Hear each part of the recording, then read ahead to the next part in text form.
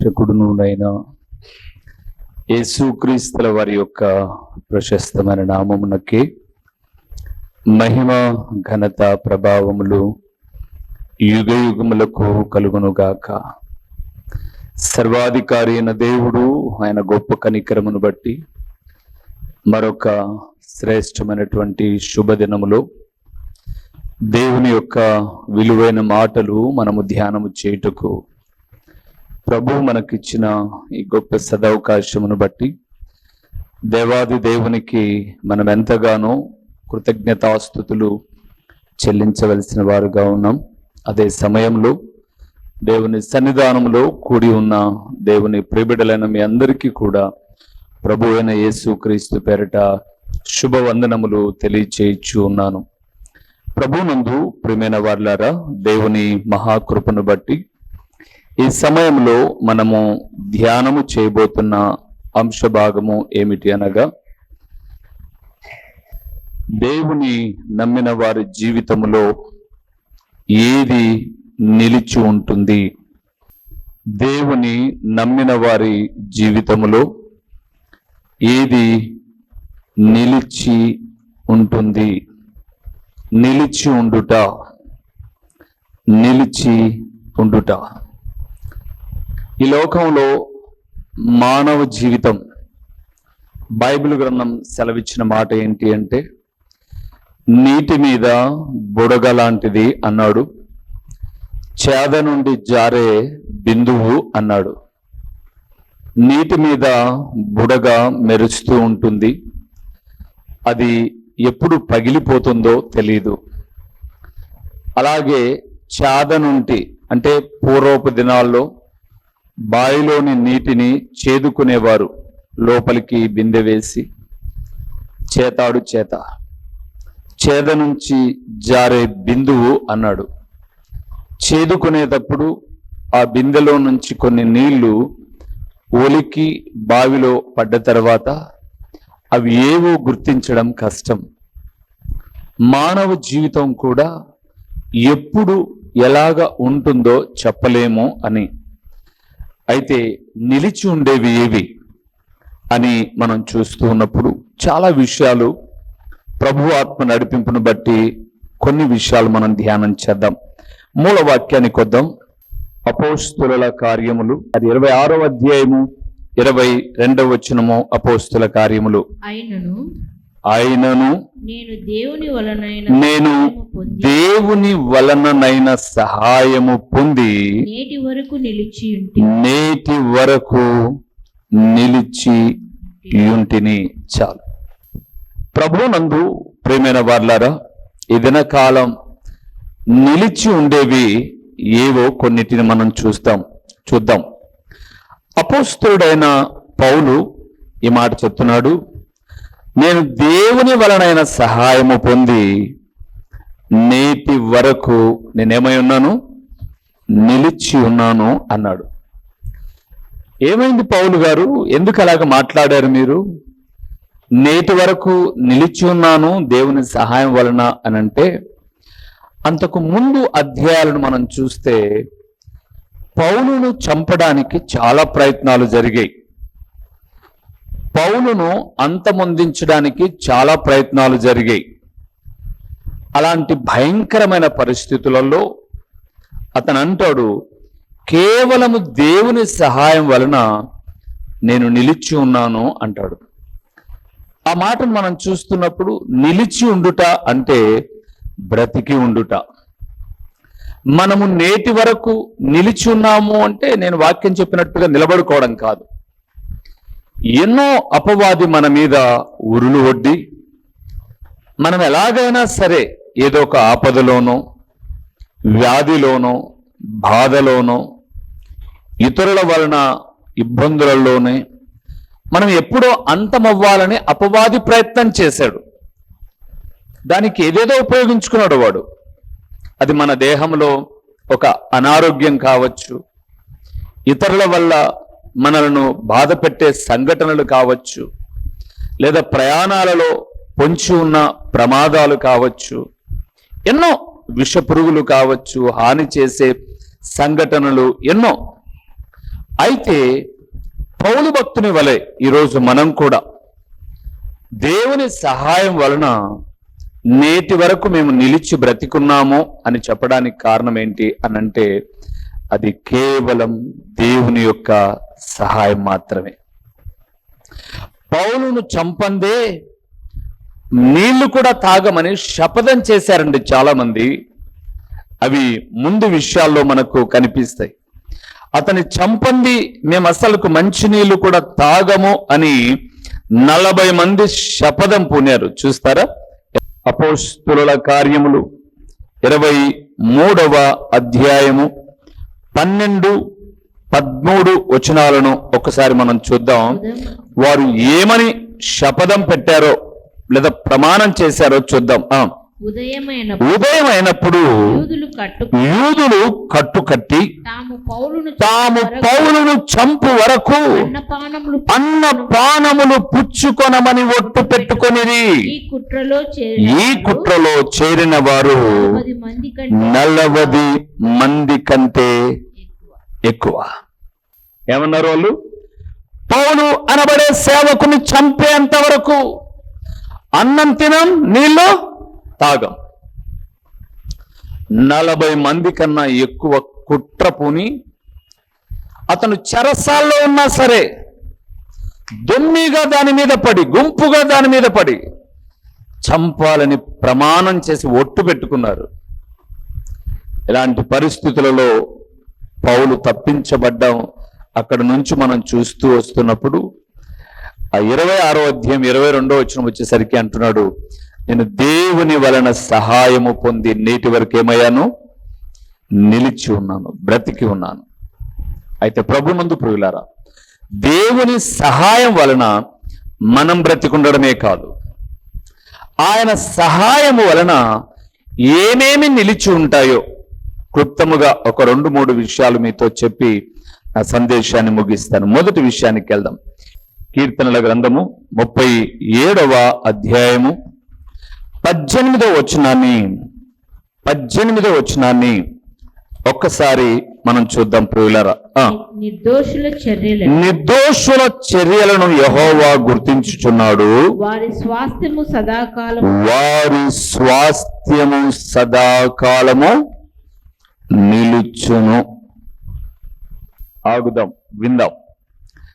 మొట్టమొదటిది ప్రియులారా, దేవుని సహాయం వలన మనము నిలిచుండడమే కాదు, మనము దోషము లేకోకుండా బ్రతికితే, ఇంకా మీకు అర్థం కావడానికి చెప్తాను, మనము పాపము లేకోకుండా బ్రతికితే, దుర్మార్గపూరితంగా బ్రతకకోకుండా బ్రతికితే, అన్యాయంగా బ్రతకకోకుండా బ్రతికితే, న్యాయముగా బ్రతికితే, భయముగా బ్రతికితే, ఒక దినాన మన కాలము అయిపోయినా మన స్వాస్థ్యము, ఎవరు మన స్వాస్థ్యం? మన పిల్లలు. వారు నిత్యము నిలిచి ఉంటారు.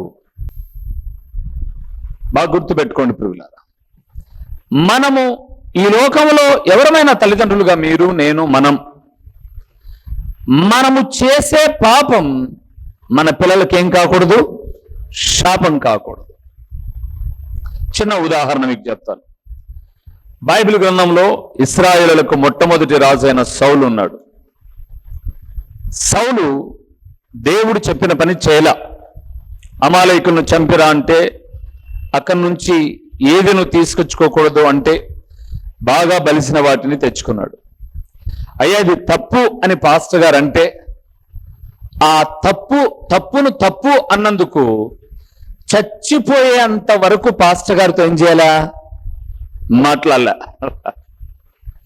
తప్పును తప్పు అన్నందుకు దేవుడు చెప్పింది కాకుండా నువ్వు వేరేది చేస్తున్నావు అని పాస్టర్ గారైన సమూయేలు అంటే, నేను రాజును, నేనిచ్చే ధాన్యంతో, నేనిచ్చే ఆహారంతో బ్రతికే నీవు నన్ను ప్రశ్నిస్తావా అని తిరగబడి చచ్చిపోయేంత వరకు సోదగత్తలు, మంత్రగత్తల దగ్గరకైనా పోయాడు. కానీ పాస్టర్ గారి దగ్గరకు వచ్చి ప్రార్థన చేయించుకోవడం కానీ, పశ్చాత్తాపపడ్డం కానీ జరిగిందా? జరగల. తత్ఫలితంగా మీరు చూడండి, ఆ దోషము వాస్తవానికి యోనాతాను చాలా మంచివాడు. బైబిల్ మనం చూస్తే యోనాతాను అధికారకాంక్ష కలిగిన వాడు కాదు, స్నేహం కొరకు ప్రాణం ఇచ్చేవాడు, మంచివాడు. కానీ తండ్రి యొక్క దోషం, యోనాతాను కూడా యుద్ధంలో ఏమైపోయాడు? చచ్చిపోయాడు. ఇలాగే తప్పు చేశాడు రెండవ రాజు అయిన దావీదు. అక్కడికి ఒక పాస్టర్ గారు వచ్చారు, ఆయన పేరు నాతాను. నువ్వు చేసింది తప్పు అని అన్నాడు సభలో, నిండు సభలో.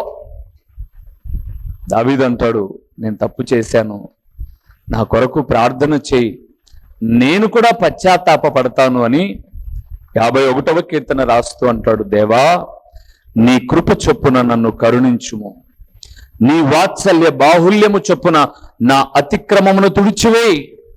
నేను పాపములో పుట్టినవాడను, పాపములోనే నా తల్లి నన్ను గర్భమున ధరించెను. నీవు అంతరంగములో సత్యము కోరే దేవుడవు.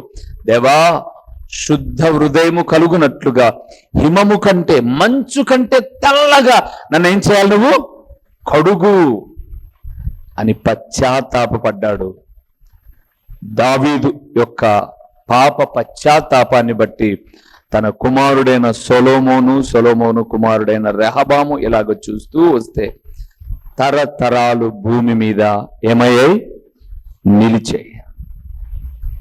యేసు ప్రభుల వారు కూడా దావీదు వంశములోనే వచ్చాడు. ఇక్కడ మనం గ్రహించాల్సింది ఏంటి అంటే, మనం ఏదైనా పొరపాటు చేసినప్పుడు దేవుడు డైరెక్ట్గా వచ్చి మన స్లాబ్ను తెరిచో, మన రేకులు ఇప్పో మనతో మాట్లాడు. దైవ సేవకును నిలబెట్టుకొని, పెద్దలను నిలబెట్టుకొని మాట్లాడుతూ ఉన్నప్పుడు మన దోషాన్ని మనం సరిచేసుకోగలిగినట్లయితే మనము నిలిచి ఉండడమే కాదు, మన స్వాస్థ్యమైన మన పిల్లలు కూడా ఏమై ఉంటారు? నిలిచి ఉంటారు. బైబిల్ అంతా మనం అదే చూస్తాం. ఎక్కడ చూసినా తండ్రుల దోషము పిల్లల మీద వెంటాడుతూ రావడానికి కారణం వారిలో పశ్చాత్తాపం లేకపోవడమే. ఈరోజు ఈ మాట వింటున్న దేవుని కుమారుడా, దేవుని సహాయము వలన మనము నిలిచి ఉండడమే కాదు, నిర్దోషమైన చర్యలను మనం చేస్తే మన స్వాస్థ్యమైన బిడ్డలు కూడా నిరంతరం ఏమై ఉంటారు? నిలిచి ఉంటారు. రెండవది ఏమి నిలిచి ఉంటారో చూద్దామా? కీర్తనల గ్రంథం 72వ కీర్తన 4-5 వచనాలు చూద్దాం. ప్రజలలో శ్రమ నొందిన వారికి అతడు న్యాయము తీర్చును. బీదల పిల్లలను రక్షించి బాధపెట్టు వారిని నలగొట్టును. సూర్యుడు నిలుచునంత కాలము, చంద్రుడు నిలుచునంత కాలము, తరములన్నిటను జనులు నీ యందు భయభక్తులు కలుగుదురు. చాలు ప్రియుల, సూర్యుడున్నంత వరకు నిలిచేది, చంద్రుడున్నంత వరకు నిలిచేది, అంటే చనిపోకోకుండా నిలిచేది. చాలా చక్కగా మాట్లాడినటువంటి మాట, ఇతరులను లేదా బీదలను లేదా దీనులను బాధ పెట్టని వారు. 4వ వచనంలో ఆ మాట రాయబడింది. సహజంగా మనం ఏం చేస్తాము అంటే, అటువైపున నోరు చచ్చిన వాళ్ళు అంటే వాళ్ళ మీదకి కాలు దూతా పోతాం.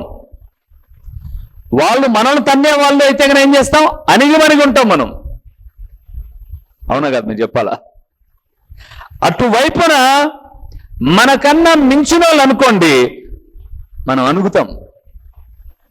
మనకన్నా మించిన వాళ్ళు అయితే, అటువైపున మనల్ని ఏమనలేని వాళ్ళు అనుకోండి, ఇంకా వాళ్ళను చీటికి మాటికి భయపడుతూ ఉంటాం. అందుకే అక్కడ రాయబడింది, మీరు చూడండి, అలాగ బాధ పెట్టని వారు ఎంతకాలం ఉంటారట? సూర్యుడు నిలుచునంత కాలం, చంద్రుడు నిలుచునంత కాలం. ఆ తర్వాత చెప్పండి, తరములన్నిటను. ఈరోజు మనం చూస్తున్నాం. ఏం చూస్తున్నాం? మనం వాస్తవంగా లోకంలో జరుగుతున్నది పరిస్థితులకు భిన్నంగా తెల్లవారుదులు గగ్గోలు పెట్టే శబ్దాలతో డీజేలతో పాటలు పెట్టినా ఏమన్నా అనగలమా మనం? సరే, మనం కొంచెం సౌండ్ పెట్టి చూడండి ఏదైనా ప్రార్థన చేసుకోవడానికి మనం ఇంటి దగ్గర. నేను అంటాను, ఒకవేళ మనలను బాధ పెట్టేవారు నిలవరు ప్రియులారా. ఒకవేళ మనమే బాధ పెట్టే వాళ్ళమైతే మనం కూడా నిలవడం. అందుకే గుర్తుపెట్టుకోండి, బాధ పెట్టేవారు నిలవరు, బాధ పెట్టని వారు సూర్యుడు చంద్రుడు ఉన్నంత కాలం నిలిచి ఉంటారు. మొదటిది, మనము నిర్దోషంగా బ్రతికితే మన సంతానం నిలిచి ఉంటుంది. రెండవది, బాధ పెట్టకపోతే. అవును, ఇప్పుడు ఉదాహరణకు ఆ పసిబిడ్డ ఉన్నాడు, వాడు ఏమన్నా తిరగబడలేడు, అమ్మ కొడతారేమో అని. ఒకవేళ కొట్టాల్సి వస్తే తల్లి తండ్రి కొట్టచ్చు, కానీ ఏమనలేదని చెప్పేసి మనం రుబాబు చేసామనుకోండి, అది బాధ పెట్టడం అవుతుందా లేకపోతే వాని క్రమపరచడం అవుతుందా? ఖచ్చితంగా బాధ పెట్టడమే.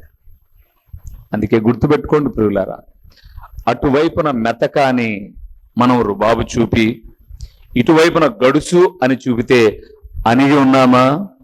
నిలవలేవు, నిలిచి ఉండలేవు. చాలా జాగ్రత్తగా ఉండాలి.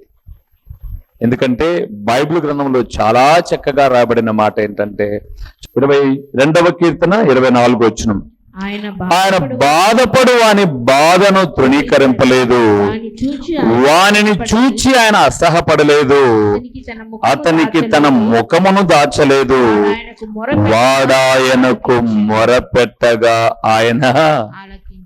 బాబా అక్కడ ఏమన్నాడండి? బాధపడు వాని బాధను దేవుడు తృణీకరించడట, వాని చూసి ఎవడు బాధపడుతుంటే అసహపడ్డట, వానికి ముఖాన్ని దాచిపెట్టడట, వాడు మొరపెట్టగా లేదా వాడు ప్రార్థన చేయగా దేవుడు ఏం చేస్తాడట?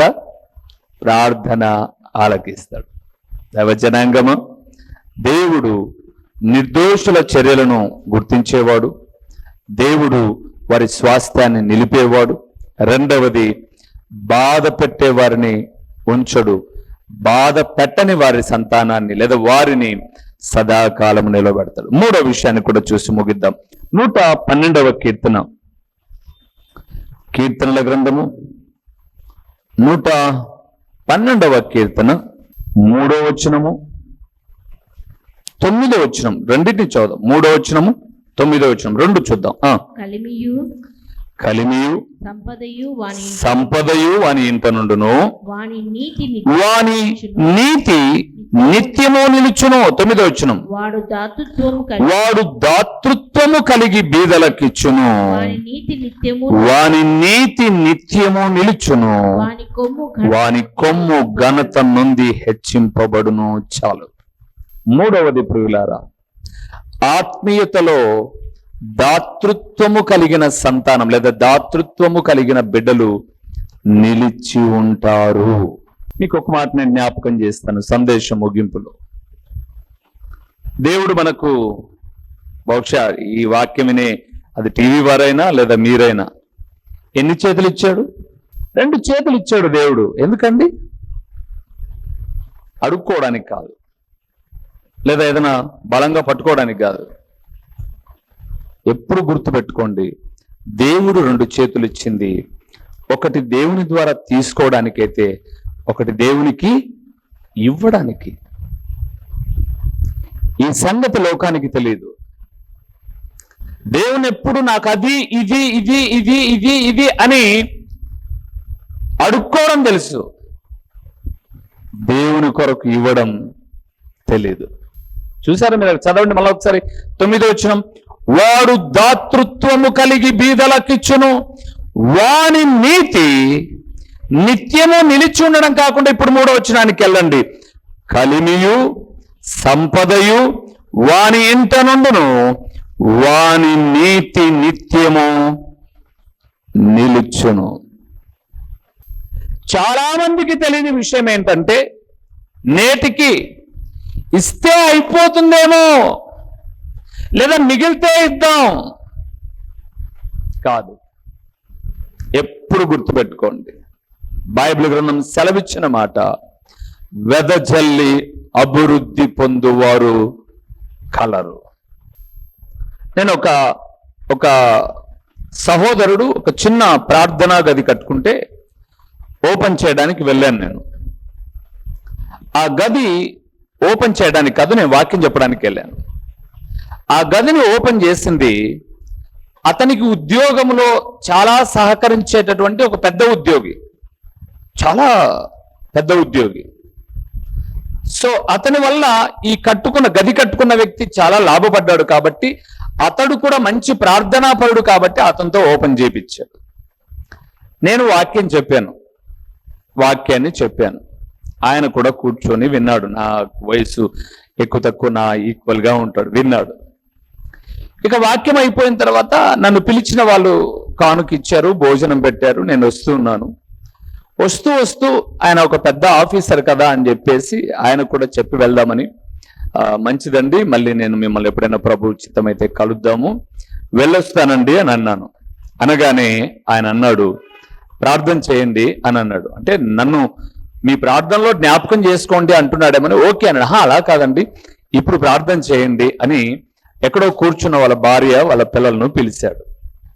సరే అని ప్రార్థన చేశాను. ప్రార్థన చేసిన తర్వాత ఆయనకిచ్చిన కానుక నాకు ఇస్తూ ఉన్నాడు. నేను అన్నాను, నాకు కానుక ఇచ్చారండి, మీరేమి ఇవ్వద్దు, ఏం పర్లేదు, మీ దగ్గరే ఉంచుకోండి అన్నాను. ఆయన ఇంగ్లీష్లో ఒక మాట అన్నాడు, this is seed for my children అన్నాడు. సీడ్ అంటే ఏమని? విత్తనం. ఇది నా పిల్లల కోసం నేను విత్తుతున్నాను అన్నాడు ఆయన నాతో. కొద్దిసేపు నేను అలాగే ఆగిపోయాను. ఎలాగా? ఎస్, ఈరోజు నేను విత్తే విత్తనం నా కాలం అయిపోయేసరికి ఇది మొక్కై చెట్టై ఖచ్చితంగా నేను విత్తిన విత్తనం నా పిల్లలకు ఫలాలను ఇస్తుంది. వండర్ఫుల్ అండి.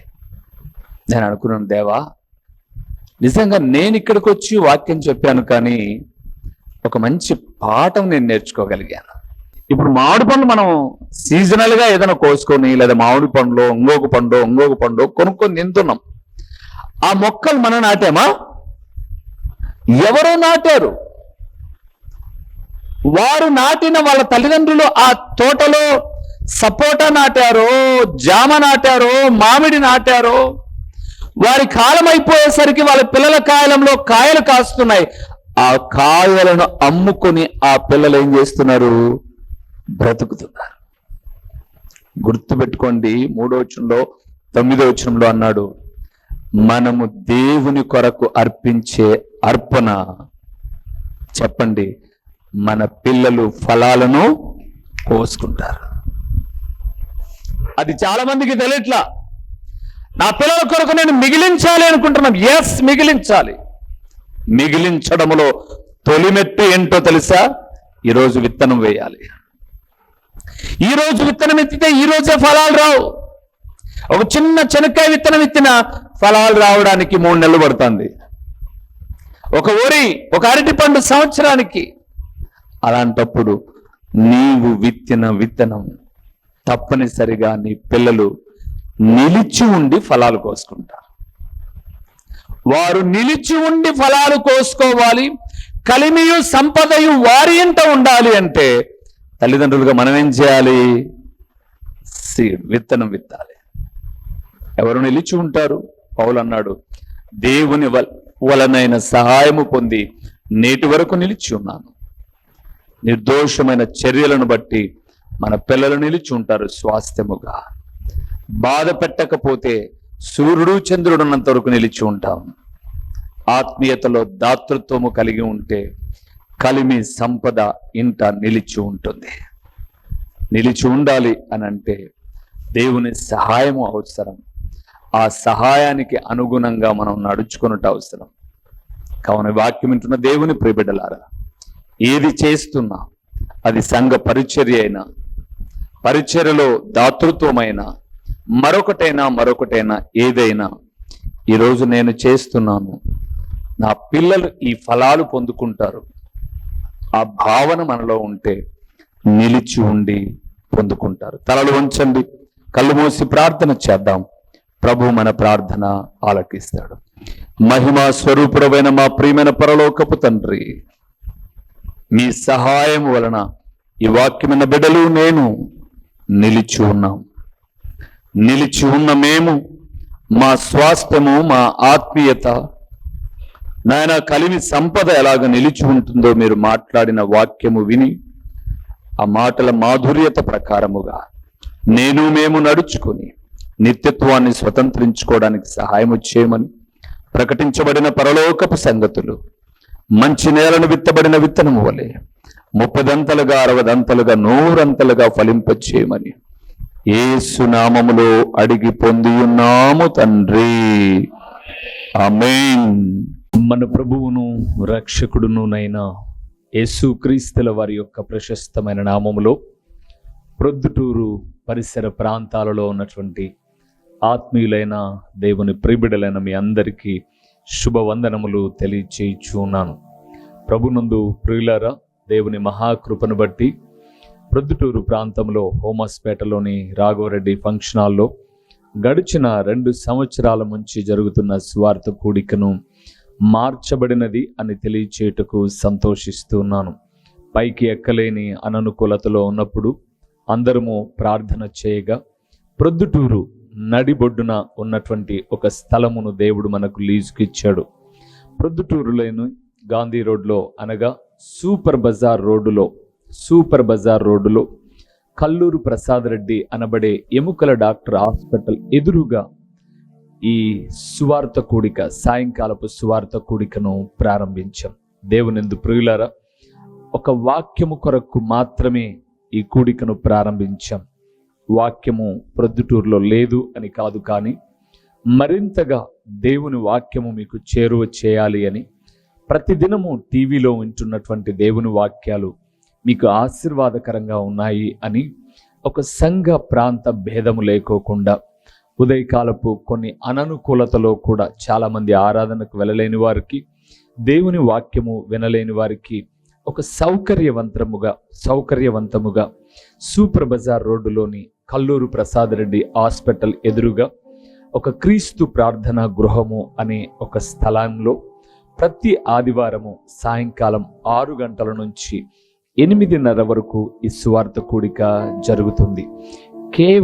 కేవలం దేవుని వాక్యము మాత్రమే ప్రకటించే ఒక ప్రణాళికతో, వాక్యమే అన్ని కార్యాలు చేయగలదు, వాక్యము మాత్రమే నెమ్మది ఇవ్వగలదు, వాక్యము మాత్రమే స్వస్థపరచగలదు, వాక్యము మాత్రమే సరైన మార్గములో నడిపించగలదు, వాక్యము మాత్రమే గొప్ప ఆదరణ ఇవ్వగలదు, వాక్యమే జీవాధారమై ఉన్నది అని తెలియచేయే అమూల్యమైన ఉద్దేశముతో ఈ ప్రతి ఆదివారపు సాయంకాలపు స్వార్థ కూడికను ప్రారంభించాం. ప్రియులారా, ఇప్పటికే అనేక మంది కూడికకు వస్తూ ఉన్నారు. మే 19వ తారీఖు 2024 ఆదివారపు దినాన ప్రారంభించాం. అనేక మంది కూడికకు వచ్చి దేవుని వాక్యం వింటూ దేవుని రాకడకు సిద్ధపడుతూ ఉన్నారు. మరి మీరెందుకు రాకూడదు? మిమ్మల్ని కూడా ఒక ప్రేమపూర్వకమైన ఆహ్వానాన్ని అందిస్తూ ఉన్నాం. రండి. వాక్యము కరువైపోతున్న చివరి దినాల్లో, వాక్యము దొరకని దినాలు రాబోతున్న దినాలలో ముందుగానే వాక్యాన్ని మనం ఒక నిర్దిష్టమైనటువంటి సందేశములతో, ఒక చక్కటి అంశ భాగములతో ప్రతి ఆదివారం సాయంకాలం 6 గంటల నుంచి 8:30 వరకు చక్కటి పాటలు, దేవుని స్తుతిస్తూ దేవుని వాక్యాన్ని పంచుకొని వచ్చిన మీ అందరి కొరకు నేను ప్రార్థిస్తాను. దేవుడు నూతన కార్యాలు చేయుటకు సామర్థ్యం కలిగిన వాడు. రండి. సూపర్ బజార్ రోడ్లోని కల్లూరు ప్రసాద్ రెడ్డి హాస్పిటల్ ఎదురుగా ఈ యొక్క సువార్త కూడిక ప్రతి ఆదివారము జరుగుతుంది. వీక్షకులైన మీ అందరినీ, ఆత్మీయులైన మీ అందరినీ ప్రేమపూర్వకంగా ఆహ్వానిస్తున్నాం. వచ్చిన తదుపరి నేను కలిసి ప్రభువును ఆరాధిద్దాం. వస్తారు కదూ?